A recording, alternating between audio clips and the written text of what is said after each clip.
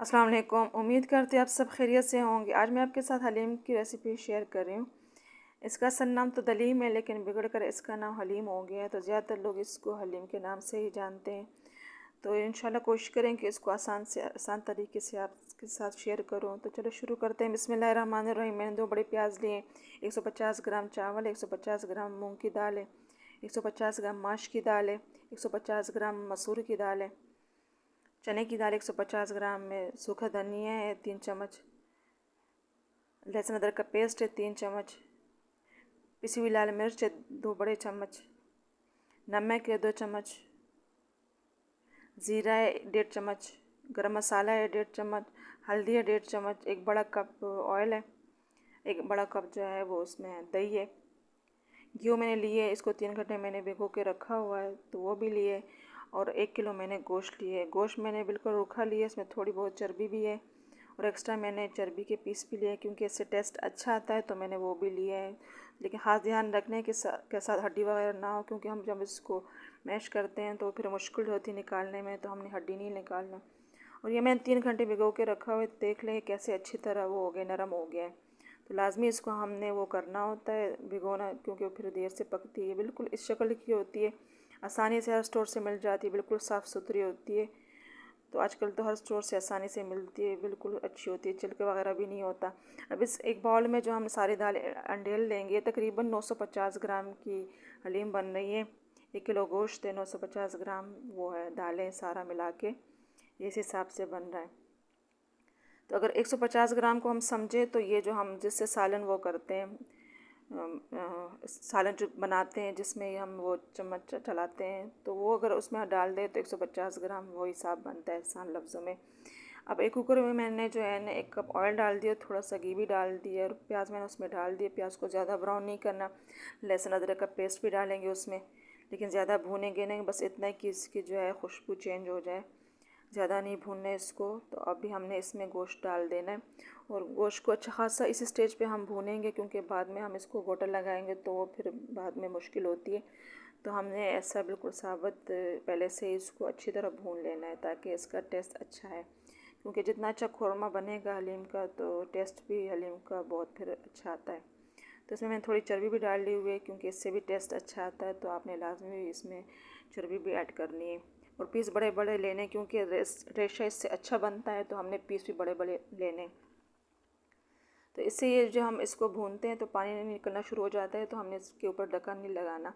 अभी पिसी हुई लाल मिर्च मैंने ली है, हल्दी ली है, ज़ीरा लिए, सूखा धनिया जो मैंने लिए, गरम मसाला, सारा नमक ही मैंने इसी स्टेज पे डालना है, और जो 1 कप दही लिया था वो भी डाल देना है। अच्छी तरह इसको भूनेंगे, ताकि जो हमारे मसाले अच्छी तरह भून जाए। इसको ढक्कन नहीं लगाना, पहले हमने इसको भूना ताकि इसका पानी खुश्क हो जाए। इसको दूसरी फ्लेम पे रख देते हैं।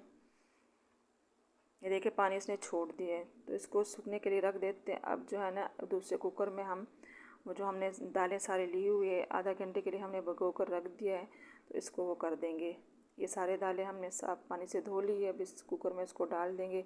लेकिन बर्तन हमने ज़रा खुला रखना है, क्योंकि इसको फिर हमने गोटा भी लगाना है, ताकि हमें फिर गोटे में आसानी हो। ये घी है जो हमने अच्छी तरह उसको 3 घंटे भिगो के रख दिया था, वो भी हमने इसी स्टेज पे डाल देना। इसमें नमक जो बकाया वो भी है, हल्दी है, इसमें तेज़पत्ता और जो है दालचीनी वो भी मैंने इसमें डाल दिए, 3 पत्ते हैं वो भी डाल दिए।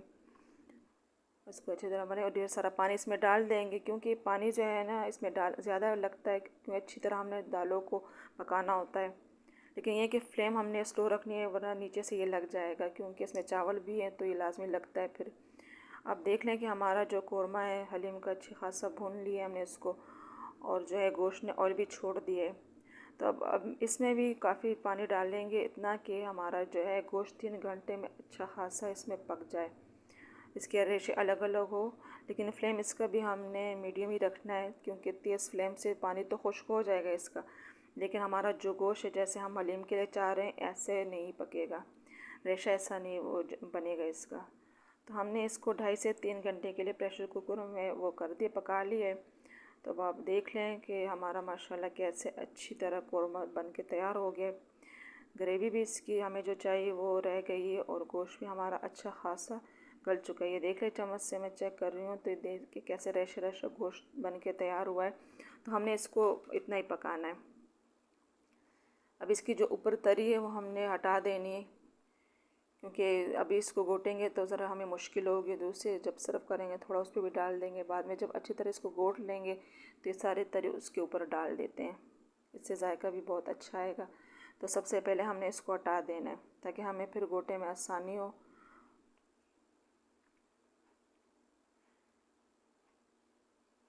अच्छा खासा हमने इसको वो कर दिए, पका लिए।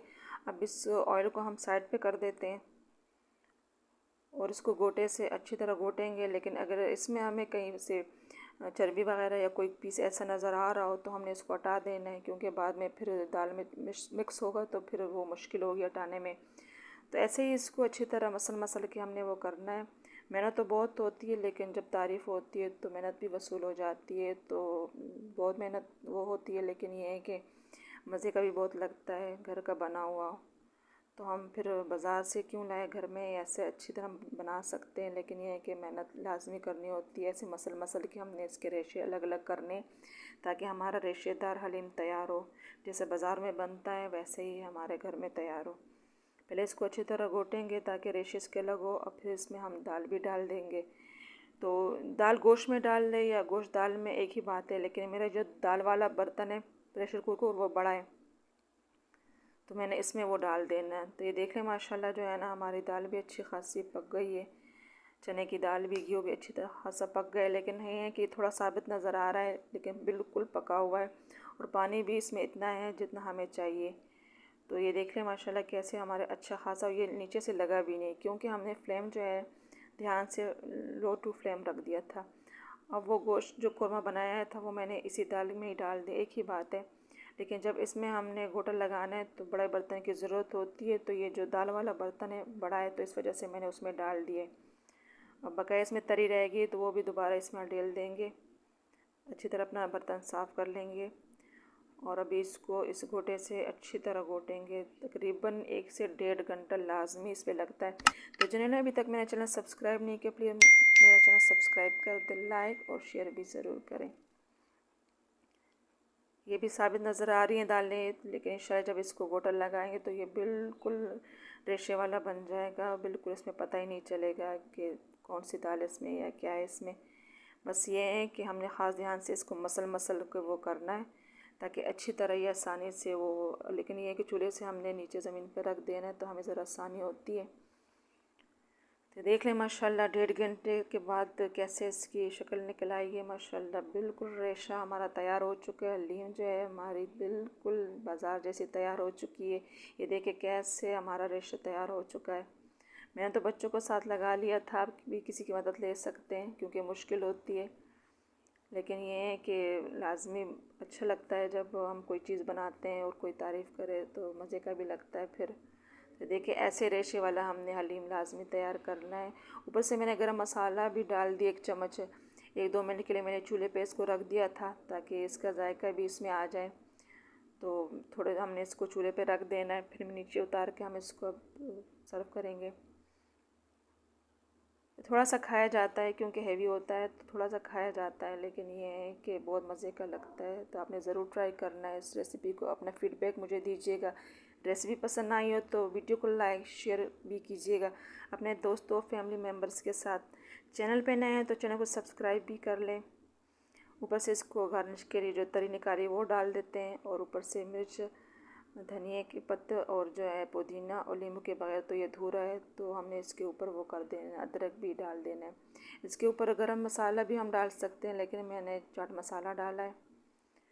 ये चाट मसाला मैंने इसके ऊपर डाल दिए। और जो वो है ब्राउन प्याज है वो भी बहुत मज़े के लगे। देख लें माशाल्लाह कैसे हमारा जो मज़ेदार टेस्टी हलीम तैयार हो चुका है। बहुत रेशा लज़ेदार, बहुत लाजवाब बनता है। तो आपने ज़रूर ट्राई करना है इसको, और मुझे कमेंट्स में बताना कि कैसे बने आपसे।